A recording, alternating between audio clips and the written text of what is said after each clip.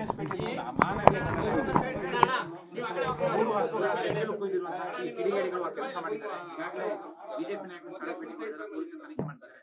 But ಈ ತರದ ಮನಸ್ಥಿತಿ ಇದ್ರ ಬಗ್ಗೆ ಏನ್ ಹೇಳ್ತೀರಾ? ಬಹಳ ದುರಂತ ಅಂತ ಅನ್ಸುತ್ತೆ ನನಗೆ. ಇದನ್ನ ಕೇಳಿ ಬಹಳ ದುಃಖ ಅನ್ಸುತ್ತೆ.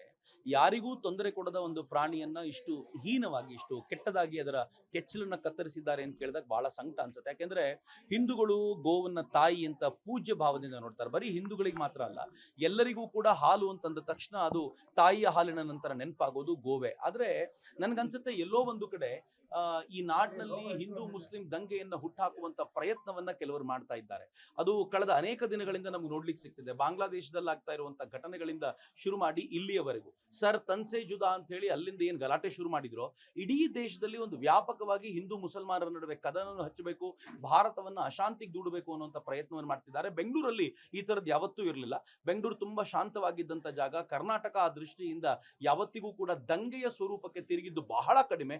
ಅಂತದನ್ನ ದಂಗೆಯ ಸ್ವರೂಪಕ್ಕೆ ತಿರುಗಿಸುವಂತ ಪ್ರಯತ್ನವನ್ನ ಯಾವ ಕಿಡಿಗೇಡಿಗಳು ಮಾಡ್ತಿದ್ದಾರೋ ಅದಕ್ಕೆ ಸೂಕ್ತವಾಗಿರುವಂತ ಶಿಕ್ಷೆ ಆಗ್ಬೇಕು. ಬಟ್ ನನಗನ್ಸೋದು ಏನು ಅಂತಂದ್ರೆ, ಯಾವತ್ತಿಂದ ಕಾಂಗ್ರೆಸ್ ಸರ್ಕಾರ ಇಲ್ಲಿಗೆ ಬಂದಿದೆಯೋ ಬಂದಾಗಲಿಂದ ಈ ತರ ಮುಸಲ್ಮಾನರು ತಾವು ತುಂಬಾ ಈ ತರದ ಕೃತ್ಯಗಳಲ್ಲಿ ನಿರತವಾಗುವುದನ್ನು ನಾವು ನೋಡ್ತಾ ಇದ್ದೀವಿ. ನನಗನ್ಸುತ್ತೆ ಸರ್ಕಾರ ಇದರಲ್ಲಿ ಹಿಂದೂ ಮುಸ್ಲಿಂ ಅನ್ನೋದನ್ನೆಲ್ಲವನ್ನು ನೋಡದೆ ಕಠಿಣವಾಗಿರುವಂತ ಶಿಕ್ಷೆಯನ್ನ ಯಾರೇ ಮಾಡಿದ್ರು ಅವ್ರಿಗೆ ಕೊಡಬೇಕಾಗಿರೋದು ಅಗತ್ಯ ಅಂತ ನನಗನ್ಸುತ್ತೆ. ಇನ್ನೊಂದ್ ಕಡೆ ಬೆದರಿಕೆ ಪತ್ರ ಕೂಡ ಬರುತ್ತೆ. ಅಂದ್ರೆ ಬಿಜೆಪಿ ನಾಯಕರಿಗೆ ತಲೆ ಕಡಿತೀವಿ ಅಥವಾ ಪಾದ ಕಡಿತೀವಿ ಅದೆಲ್ಲ ಇದು ಬರೀ ಬೆದರಿಕೆ ಪತ್ರ ಅಂತಲ್ಲ. ಇತ್ತೀಚೆಗೆ ನೀವು ಜಾಗತಿಕ ಮಟ್ಟದಲ್ಲಿ ನೋಡಿದ್ರೆ, ನಾನು ಇತ್ತೀಚೆಗೆ ಒಂದು ನ್ಯೂಸ್ ನೋಡ್ತಾ ಇದ್ದೆ. ಅದರಲ್ಲಿ ವೆಬ್ಸೈಟ್ ಗಳನ್ನೇ ಮಾಡಿಟ್ಕೊಂಡಿದ್ದಾರೆ. ಯಾರ್ಯಾರನ್ನ ತಲೆ ಕಡಿಬೇಕು ಅಂತ ವೆಬ್ಸೈಟ್ ಮಾಡಿಟ್ಕೊಂಡಿದ್ದಾರೆ. ಅದರಲ್ಲಿ ಅನೇಕ ಬ್ಲಾಗರ್ಗಳ ವೆಬ್ಸೈಟ್ ಇದೆ, ಟ್ವೀಟ್ ಮಾಡುವಂತ ವೆಬ್ಸೈಟ್ ಇದೆ, ಕೆಲವು ಅವರ ಹೆಸರುಗಳಿವೆ. ಆನಂತರ ಕೆಲವು ಪ್ರಮುಖ ರಾಜಕೀಯ ನಾಯಕರುಗಳ ಹೆಸರುಗಳು, ಫೋಟೋಗಳು ಅದರಲ್ಲಿ ಹಾಕಿ ಇವರು ತಲೆ ಕಡಿಬೇಕು ಅಂತ ಒಂದು ಆಲೋಚನೆ ಮಾಡ್ತಾ ಇದ್ದಾರೆ. ಅದ್ರ ಕುರಿತಂತೆ ಇತ್ತೀಚೆಗೆ ವ್ಯಾಪಕವಾಗಿ ಚರ್ಚೆ ಏನ್ ನಡೀತಾ ಇದೆ.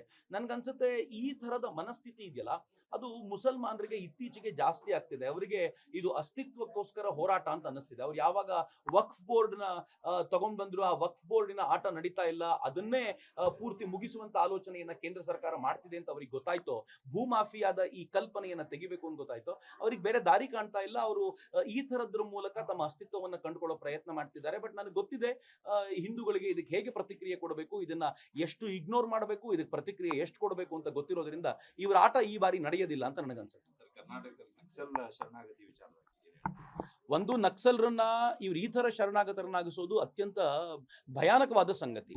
ನಾನು ಸುಮ್ಮನೆ ಈಗ ಕಾಲೇಜಿಗೆ ಹೋದ್ರೆ, ಇವತ್ತು ವಿವೇಕಾನಂದರ ಹೆಸರಿನಲ್ಲಿ ಯೂತ್ ಡೇನ ಆಚರಣೆ ಮಾಡ್ತಿದ್ದೀವಿ.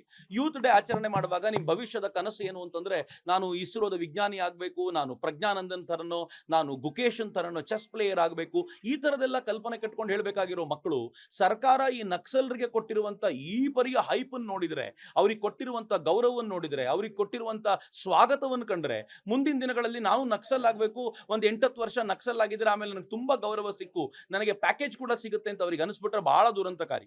ನಾನು ನಕ್ಸಲರು ಶರಣಾಗತರಾಗೋದನ್ನ ತಪ್ಪು ಅಂತ ಕರೆಯೋದಿಲ್ಲ, ಆದ್ರೆ ಅವ್ರಿಗೆ ಯಾವ ತರದ ಗೌರವವನ್ನ ಕೊಡ್ಲಿಕ್ಕೆ ಹೊರಟಿದೀವಲ್ಲ, ಕೊಡ್ತಾ ಇದ್ದೀವಲ್ಲ, ಅದು ಬಹಳ ದುರಂತ ಅಂತ ಅನ್ಸುತ್ತೆ.